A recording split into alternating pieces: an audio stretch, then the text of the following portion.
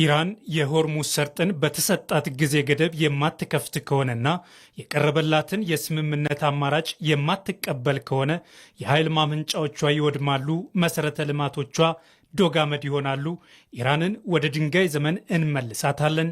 ይህ የአሜሪካው ፕሬዝዳንት ዶናልድ ትራምፕ ትላንት አመሻሹን ከጋዜጠኞች ጋር በነበራቸው ቆይታ ያነሱት ዓለምን ያስደነገጠ ንግግራቸው ነበር። አሜሪካና እስራኤል በኢራን ላይ የከፈቱት ጦርነት 5 ሳምንታትን የተሻገረ ሲሆን ዳፋው ቀጠናውን እንዳይሆን አድርጎታል። አሜሪካና እስራኤል በኢራን ላይ የከፈቱት ጦርነት 5 ሳምንታትን የተሻገረ ሲሆን ዳፋው ቀጠናውን እንዳይሆን አድርጎታል።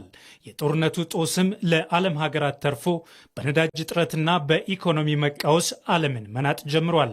ይህ የመካከለኛው ምስራቅ ወይንም የ3 እና 4 ሀገራት ጉዳይ ብቻ ሳይሆን ዓለምን ማወክ የጀመረውን ጦርነት በድርድር ለመቋጨት የተደረጉ ተደጋጋሚ ሙከራዎችም ሲከሽፉ እንጂ ፍሬያማ ሲሆኑ እየታየ አይደለም። ለኢራን የሆርሙዝ ሰርጥን እንድትከፍት በአሜሪካ የተቀመጡ ተደጋጋሚ የጊዜ ገደቦችን ኢራን ውድቅ ስታደርጋቸው ቆይታለች። አሁን በቀሩት የመጨረሻ ሰዓታት ግን ኢራን የቀረቡላትን የድርድር ነጥቦች አክብራ ሆርሙዝን ካልከፈተች ወደ ድንጋይ ዘመን እንመልሳታለን በሚል ነው ትራምፕ ዛቻቸውን ያሰሙት።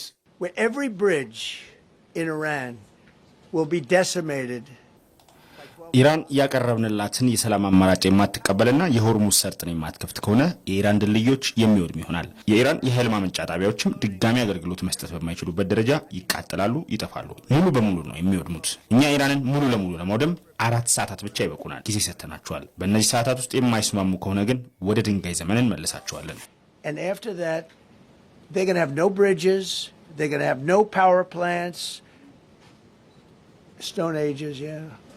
አሁን ላይ በኢራን በደረሰው የመሰረተ ልማት ጉዳት የመገናኛ መሰረተ ልማቶች ወድመዋል።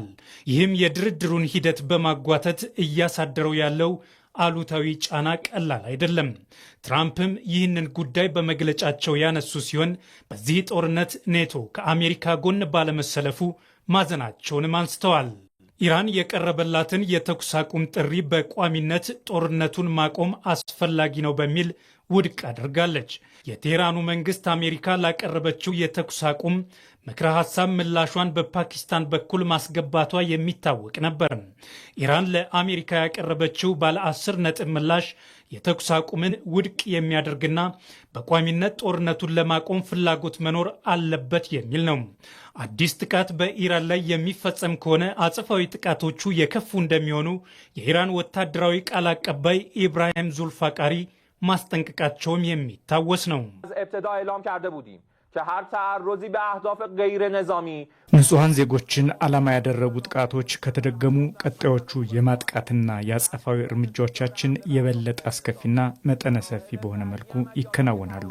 ትራምፕ እንደዛቱት የኢራን የኃይል ማመንጫዎችና መሰረተ ልማቶችን የሚያወድሙ ከሆነ ጉዳዩ በጦርነት ወንጀል የሚታይ እንደሚሆን የሕግ ባለሙያዎች እያነሱ ነው። የቀጠናው ውጥረት እየተባባሰ በመጣ ቁጥር የዓለም የነዳጅ ዋጋ ከቀን ወደ ቀን እያሻቀበ የዓለምን ኢኮኖሚም እየፈተነው ይገኛል።